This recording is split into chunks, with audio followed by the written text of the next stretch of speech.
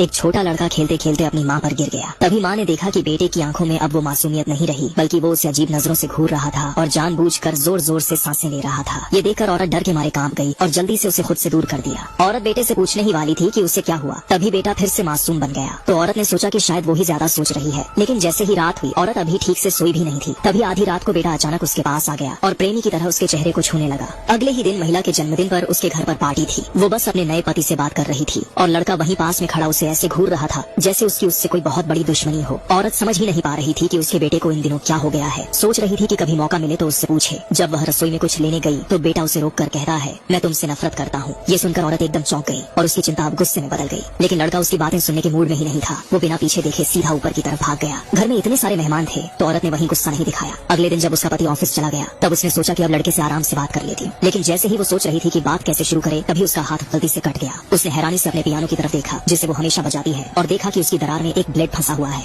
उसे फौरन समझ आ गया कि ये उसके बेटे की शरारत है। उससे बेटे की कल रात कही बातें याद आ गई और उसका दिल दुख और गुस्से से भर गया। औरत के कुछ पूछने से पहले ही तहखाने से उसके बेटे की मदद के लिए आवाज आ गई। वो फौरन नीचे भागी और देखा कि उसका बेटा आधा बेहोश जमीन पर पड़ा है। औरत डर गई। उसने बेटे को उठाने की कोशिश की तो पता चला कि उसका शरीर तो एकदम बर्फ जैसा ठंडा है। औरत को लगा कि उसके बेटे को बस हल्का सा बुखार है तो उसने जल्दी से उसे बिस्तर पर लिटा दिया और घबराते हुए थर्मामीटर ढूंढने चली गई। लेकिन थर्मामीटर ढूंढते ढूंढते उसे लड़के की दराज में अपनी खोई हुई अंडरवियर मिली। औरत के पास सोचने का टाइम नहीं था। उसने झटपट अपनी अंडरवियर समेटी, थर्मामीटर उठाया और लड़के के बेड की तरफ भागी। वहाँ पहुंची तो देखा लड़का धीरे धीरे गुर्रा रहा था। बीच बीच में कुछ समझ में न आने वाली बातें भी बड़बड़ा रहा था। औरत थोड़ा पास जाकर सुनने लगी। तभी बेटा अचानक हंसते हुए आंखें खोलता है और बिस्तर से कूदकर भाग जाता है। औरत उसकी शरारत से नाराज होती है। तभी उसे कांच टूटने की आवाज सुनाई देती है। बाहर जाकर देखती है कि उसकी और उसके पति की तस्वीर किसी ने तोड़ दी है। मजबूरी में उसने सब कुछ वापस ठीक से रखा और फिर गुस्से में लड़के को आवाज दी कि जल्दी बाहर आओ। लड़का भी बिना कोई सवाल किए फौरन बाहर आ गया। लेकिन इससे पहले कि औरत कुछ बोल पाती वो फिर से भागने लगता है और जानबूझकर उसे पीछे वाले हिस्से की तरफ ले जाता है। वो तेजी से पीछा करती है, फिर गलती से जमीन पर पड़े रेत पर पैर रख देती है। औरत दर्द सहते हुए पीछे मुड़कर देखती है तो उसे लगता है कि कोई भूतिया हाथ उसे रखने को पकड़ रहा है। ये देखकर वो जोर से चिल्लाती है, लेकिन जब वो ध्यान से देखती है तो पता चलता है कि उसने गलत देखा था। इन अजीब अजीब बातों से औरत सच में थक गई थी। उसने ये सब अपने पति को बता दिया, लेकिन पति ने तो जैसे कुछ सुना ही नहीं। बोला, इस उम्र के लड़के ऐसे ही होते हैं, थोड़ा बाकी बात नहीं मानते, ये तो नॉर्मल है। फिर उसने औरत से कहा, तुम जल्दी से गर्म पानी से नहा लो। जैसे ही औरत बाथरूम में जाती है ये आदमी चुपचाप दवा की बोतल निकालता है और पानी के गिलास में कुछ बूंदे डाल देता है। फिर जब औरत नहाकर बाहर आती है तो वो ऐसे दिखाता है जैसे कुछ हुआ ही नहीं और बड़े आराम से उसे गिलास पकड़ा देता है। औरत भी बिना कुछ सोचे समझे एक ही सांस में पी जाती है। फिर उसी रात उसे डरावना सपना आया, वही भूतिया हाथ जो उसने दिन में देखा था फिर से सामने आ गया। इस बार वो हाथ एक चाकू लेकर उसे पागलपन में बार बार मार रहा था। औरत डर के मारे झट से उठ गई और पसीने से पूरी भीग गई थी। लेकिन असली डर तो अभी बाकी था। उसकी नाइटी सच में चाकू से फट गई थी। सपना सच हो गया। ये देखकर औरत डर के मारे घबरा गई। लेकिन इसी से उसे लगा कि इन दिनों जो भी अजीब अजीब चीजें हो रही थी शायद उसकी वजह उसका बेटा नहीं बल्कि ये घर ही है जिसमें कुछ गड़बड़ है। जैसे ही औरत के मन में ये ख्याल आया खिड़की का शटर अचानक अपने आप टूट गया। औरत को लगा ये तो साफ साफ इशारा था कि उसका शक सही है। डर के मारे अब वो इस घर में एक पल भी नहीं रुकना चाहती थी और उसने अपने पति से कहा कि चलो हमें यहाँ से निकलना चाहिए। लेकिन पति बोला कि उसके पास पैसे कम है और उसने औरत से थोड़ा वक्त मांगा। ये कहकर वो बिना पीछे देखे चला गया। औरत को अकेले इस घर में छोड़ दिया। अब वो हर वक्त डरी डरी सी रहती थी। लेकिन आज कुछ अजीब नहीं हुआ, उल्टा उसे गुलाब का एक बुके मिला।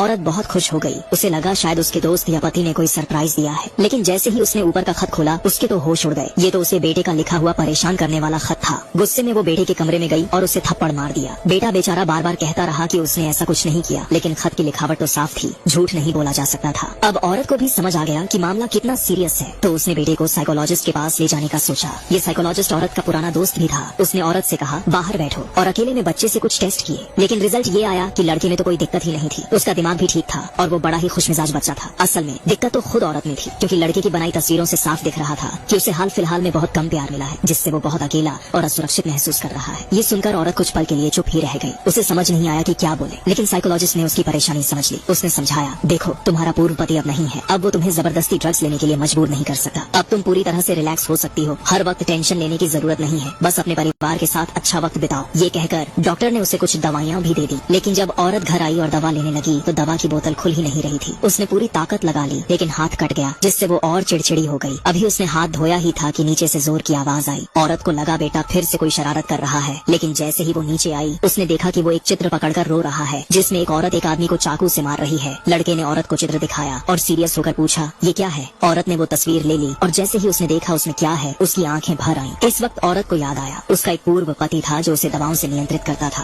और उसे छुटकारा पाने के लिए उसने उसकी हत्या कर दी थी। वो डर गई और उसे यकीन नहीं हो रहा था कि वो एक हत्यारिन है। औरत की हालत और भी खराब होती जा रही थी। तभी उसी वक्त उसका पति घर लौट आया। उसने बड़े प्यार से औरत को समझाया कि इसमें उसकी कोई गलती नहीं है। लेकिन अब औरत किसी की भी बात सुनने के मूड में में नहीं थी। पति के पास कोई चारा नहीं था। उसने फिर से वो छोटी दवा की बोतल निकाली और पानी के गिलास में कुछ बूंदें डाल दी, पर उसे पता ही नहीं था कि उसकी दवा की बोतल तो लड़के ने पहले ही बदल दी थी। उसने औरत को दवाई वाला पानी पिला दिया और उसे आराम से सुला दिया। फिर खुद तहखाने में जाकर दीवार तोड़ने लगा, पर उसे क्या पता था कि औरत आवाज सुनकर उसके पीछे पीछे तहखाने में आ जाएगी। पति ने जैसे ही औरत को देखा, डर के मारे हक्का बक्का रह गया और सोचा इसको तो मैंने नींद की दवाई दी थी। औरत ने आदमी से पूछा, तुम यहाँ क्या कर रहे हो? लेकिन पति कुछ समझ पाता उससे पहले ही औरत ने फिर से पूछ लिया, आखिर तुम यहाँ कर क्या रहे हो? पति को लगा अब छुपाना बेकार है, तो उसने साफ साफ बता दिया, उसके पूर्व पति की लाश इसी दीवार के पीछे है। औरत सुनकर दंग रह गई और उसी वक्त उसे पता चला कि उसके पूर्व पति को उसने नहीं मारा था, वो तो बस उसे नशे में ऐसा लगा था। असली कातिल तो उसका अभी वाला पति ही था। आदमी ने औरत के साथ रहने के लिए उसके पूर्व पति को समुद्र में धक्का दे दिया था, फिर उसकी लाश दीवार में छुपा दी थी और किसी को शक न हो इसलिए पूरे परिवार को यहाँ बुला लिया था। लेकिन हाल की अजीब अजीब चीजों से वो खुद भी डर गया था, तो अब सोच रहा था कि लाश निकालकर कहीं फेंक दे। ये सब सुनकर औरत का दिमाग सुन्न पड़ गया और पति तो अब भी बोले ही जा रहा था। वो कह रहा था कि ये सब उसने औरत के लिए किया, लेकिन उससे पहले ही औरत ये सब बर्दाश्त नहीं कर पाई और पास पड़ी कुल्हाड़ी उठाकर पति को मार दी। पति को मारने के बाद औरत ने उसकी लाश भी दीवार में छुपा दी। फिर उसने एक चाकू उठाया और खुद ही अपना गला काट लिया। फिर हम लड़के को देखते हैं जो टेबल पर ढेर सारा खाना रखता है और बगल की खाली कुर्सी की तरफ देखकर खुश होकर पूछता है, अब क्या खेलेंगे? जैसे ही उसने ये कहा, बिना हवा के झूला अपने आप हिलने लगा। लड़के ने देखा और फौरन समझ गया, फिर झूले को धक्का देने चला गया और यही मूवी खत्म होती है।